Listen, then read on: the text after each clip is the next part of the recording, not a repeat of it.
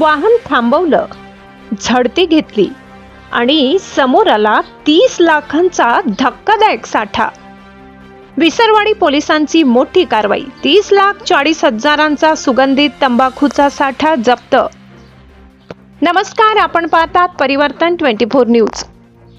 नवापूर तालुक्यातील विसरवाडी पोलिसांनी अवैध सुगंधित तंबाखूच्या तस्करीवर मोठा घाव घालत तब्बल 30,40,000 रुपयांचा मुद्देमाल जप्त केलाय। गुजरातमधून महाराष्ट्रात विक्रीसाठी आणला जाणारा प्रतिबंधित तंबाखू पोलिसांनी धुळे सुरत महामार्गावर पकडला आहे।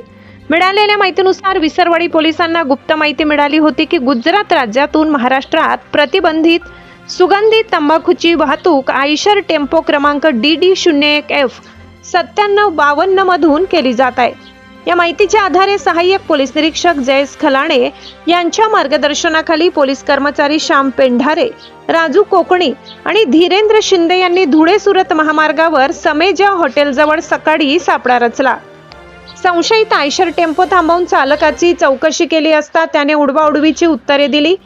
त्यानंतर वाहनाची झडती घेतली असता 55 प्लास्टिकच्या गोण्यांमध्ये सुमारे 12 लाख रुपयांचा रिमझिम जर्दा तंबाखू आणि 3,30,000 रुपयांचा गोल्डन सफारी जर्दा सुगंधित तंबाखू आढळून आला।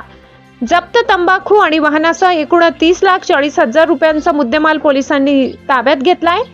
या प्रकरणी वाहन चालक सलीम खान, बाबू खान राहणार मेकानियो की ढाणी, जिल्हा बाडमेर, राजस्थान याला अटक करण्यात आली आहे। या संदर्भात विसरवाडी पोलीस ठाण्यात सुरक्षा अधिकारी सुरेंद्र रोहिदास डवले यांच्या फिर्यादीवरून गुन्हा दाखल करण्यात आला असून पुढील तपास विसरवाडी पोलीस करत आहेत।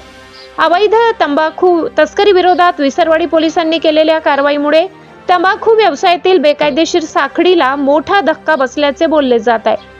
अशाच ताज्या, विश्वासार्ह आणि सखोल बातम्यांसाठी परिवर्तन 24 न्यूजला सबस्क्राइब करा, व्हिडिओला लाईक करा आणि बेल आयकॉन दाबायला विसरू नका।